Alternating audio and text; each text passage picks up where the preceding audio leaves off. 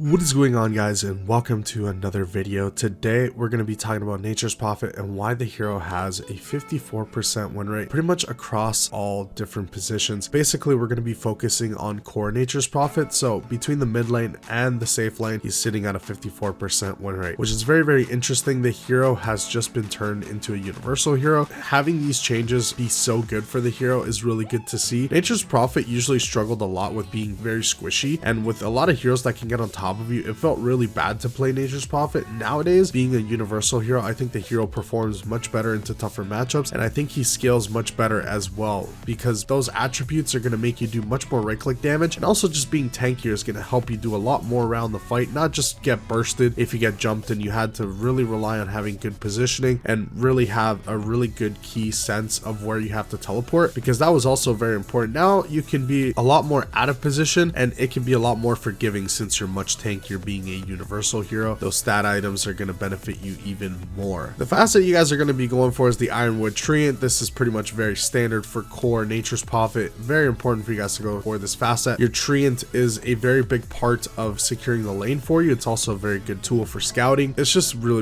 strong to have such a big Treant rather than having multiple really weak ones. It's always better to have the big Treant. He does so much in the lane for you, and in some lanes you can just put it on top of the support and they can't do anything about it. You can zone them out just with the Treant. It's really nice to see. It also takes a lot of burden out of your supports because you can just trade so much better with the Treant plus your right clicks rather than your support can go do something else, maybe gank. And if you're able to pressure with your Treant on the other support and you can kick them out of lane just with that, your support is also more free to do a lot more things around the map. Your skill build, it really depends what you want to do. If you guys are playing safe lane, you're going to be maxing Treant. Now if you're playing mid lane, I found that it's way better to max Sprout. You're going to be much more active as a mid lane Nature's Prophet. You're not going to be pushing lanes as hard. You're still going to be taking points in Treant, but I just feel like having max Sprout is going to be much better. It's a lot of damage, very underrated spell, guys. It just does a ton of damage, and I really want to use that to secure myself more kills in the mid lane. Also to secure last hits, you can use it to secure the range creep if need be, but if you're facing up against a range hero that doesn't have a quelling blade, you're going to be having so much fun on the Nature's Prophet. It forces them to buy the quelling blade, and that's something range heroes don't want to buy. Also the fact that you guys, with a Nature's Prophet pick, you have global presence, you have the ability to lock people down with Sprout, and then eventually your Sprout leash talent, which is very good. It's one of the best talents you have on the Nature's Prophet, and that definitely gives you a lot of lockdown. But the fact that you can be anywhere around the map whenever you want is very